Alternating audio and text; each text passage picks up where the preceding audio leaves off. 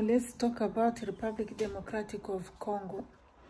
So the country is very rich. Everybody knows the country is very rich. But people who live in the country, they are very poor. They are very poor. Many times some people can ask, yeah, you say Republic Democratic of Congo is a very rich country because it has all kinds of mineral in the world. It's okay. Yeah, that's right. But why is it that people who live in the Republic Democratic of Congo are very poor? They don't have where to sleep, they don't have food, they don't have hospital, all kind of things, you know. And they live in a big, huge poverty. This is a question to ask. And who shall answer this question? I think the government are responsible for all what is happening in the Republic Democratic of Congo. Because when the contractor came, they signed the contract like for 2 or 10, for example, 15 to 10 years. They are going to work on that mine. You, the owner of the product, so they told you they will give you 20%. 80% it will go to them. And like if they say like this 20% is like we'll be paying you 10 million per year. So you are excited and happy because you know the money is going to go in your pocket. The money is not going to people or to the population who are living in poverty, but the money is going on your pocket. And you are very happy. You take the 20 million every year because they told you they'll give you 20%. You can't even ask why you give me 20% when I'm the owner of this product.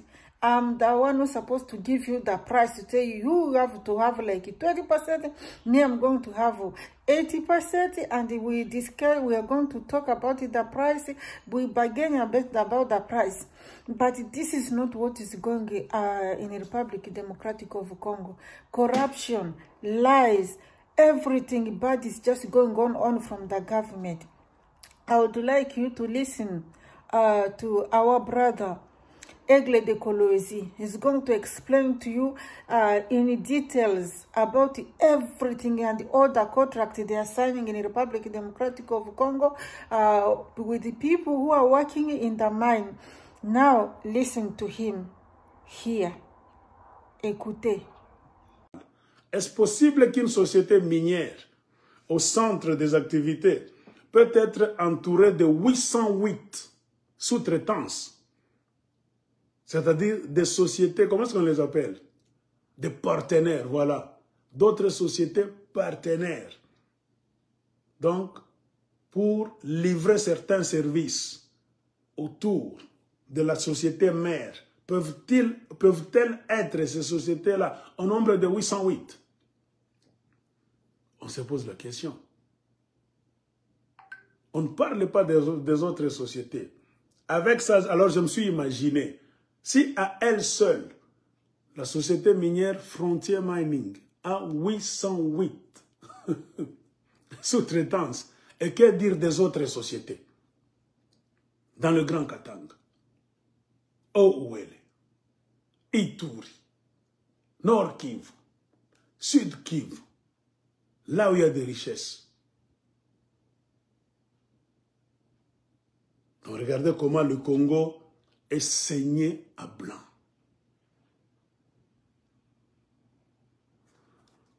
Vous allez dire que je vous mens, le croquis est ici. Frontier SA sous-traitance. Lisez ici. Frontière SA sous-traitance. C'est comme ça que les sous-traitances sont divisées. Le nombre total est ici. 808. Regardez.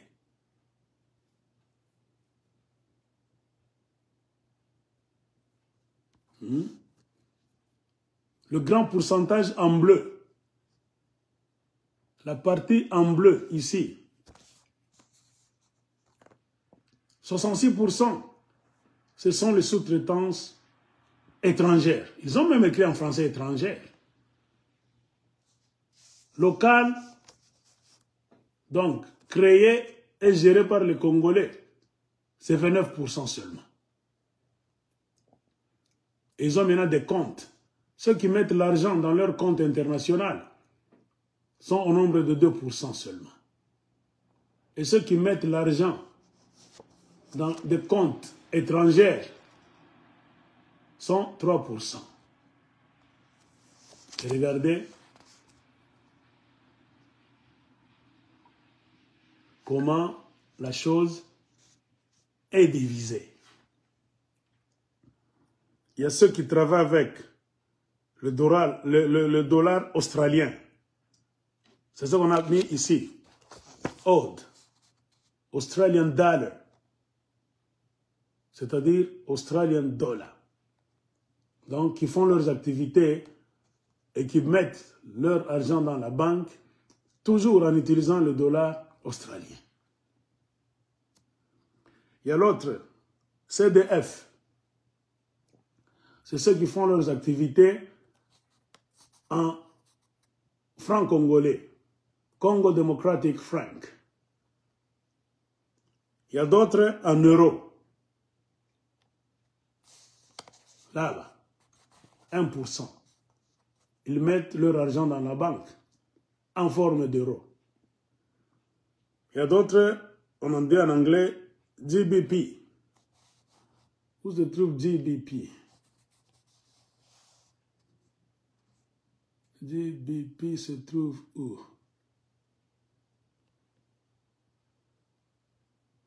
Je ne vois pas GBP, mais c'est écrit quelque part. Attendons.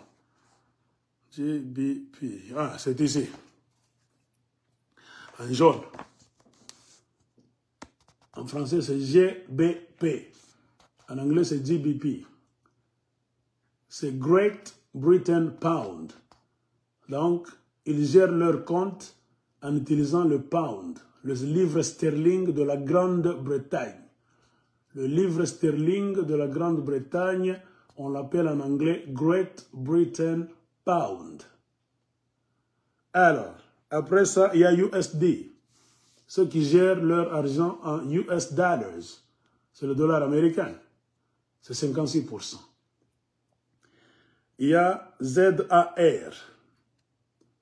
Ceux qui gèrent leur argent en utilisant le système de ZAR, ici. ZAR, selon le système monétaire international, c'est-à-dire le RAND de l'Afrique du Sud, South African Rand. Mais je ne comprends pas pourquoi on écrit Z au lieu de S. C'est comme ça le système international. Et puis il y a ZMW. ZMW, c'est ça.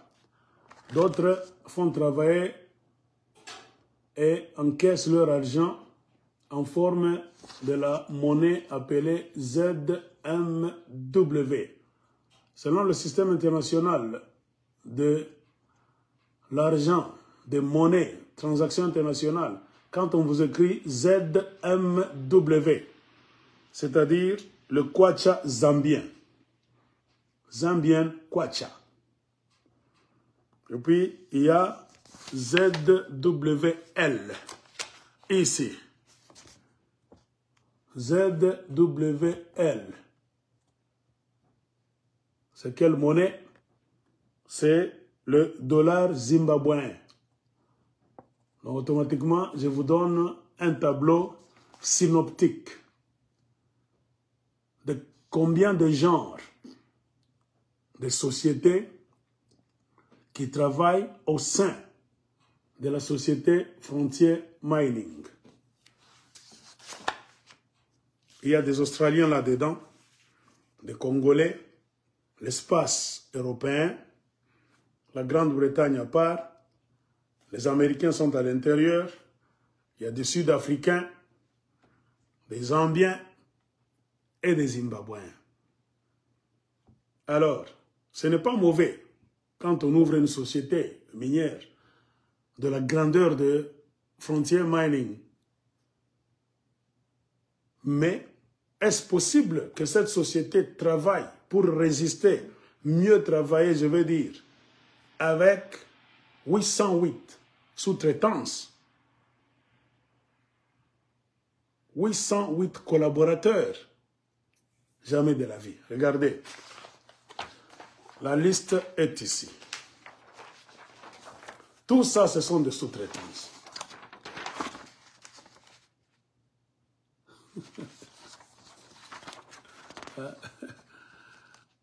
Regardez. Regardez les sous-traitances. Tout ça, ce sont les sous-traitances.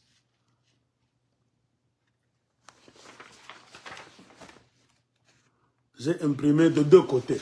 Chaque feuille de deux côtés. Regardez. Tout ça, ce sont les sous-traitances.